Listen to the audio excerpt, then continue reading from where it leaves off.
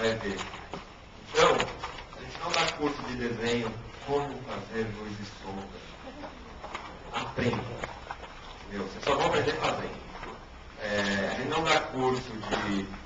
Mas como escrever diálogo? Aprende. Sabe? Escreve, vai ficar ruim, vai ficar superficial.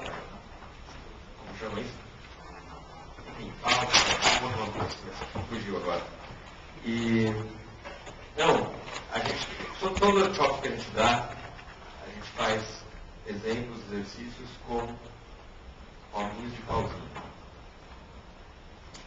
Você pode contar qualquer história com hominhos de pauzinho. O seu estilo, como vai ser o desenho, não importa.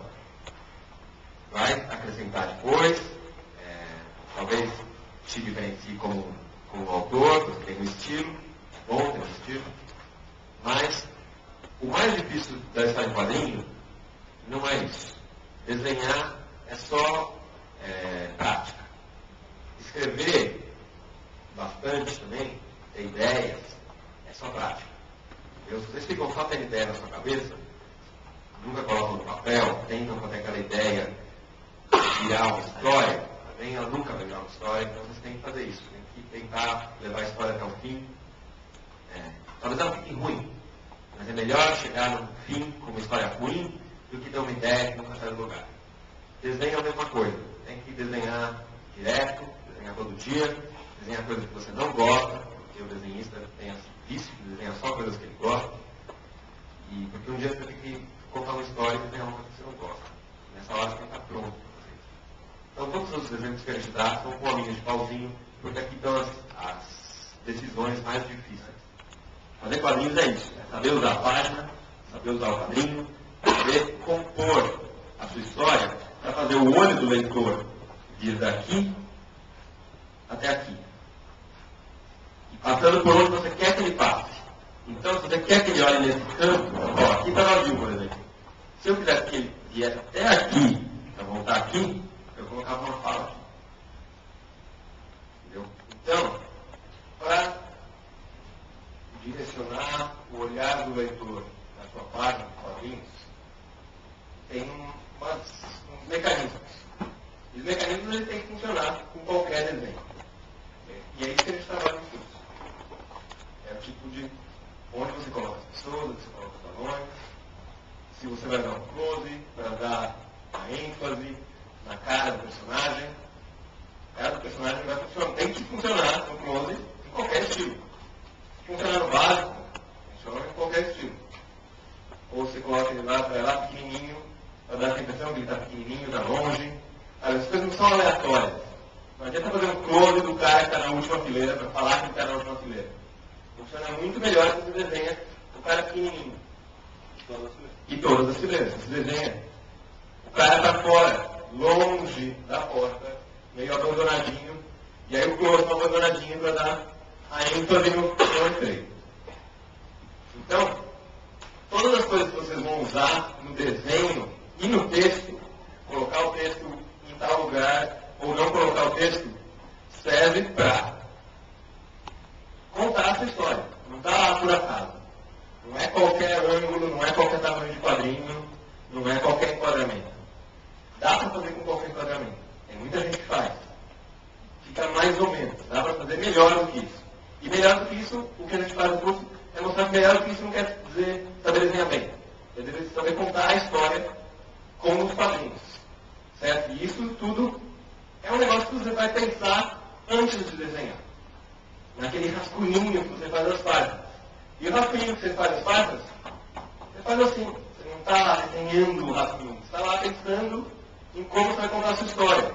Então ele é pequenininho, mas ele são umas bolinhas também. Então, se isso conta a história, passar para a página grande fica muito mais fácil.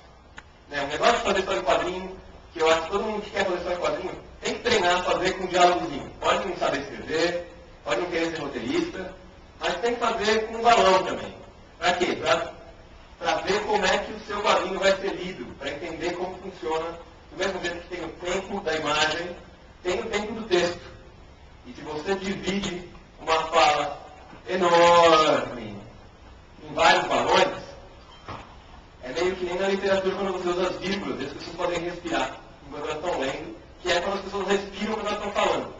Então você pode usar o seu balão e dividir os balões para que os personagens respirem e para que você possa dar uma ênfase em certas frases.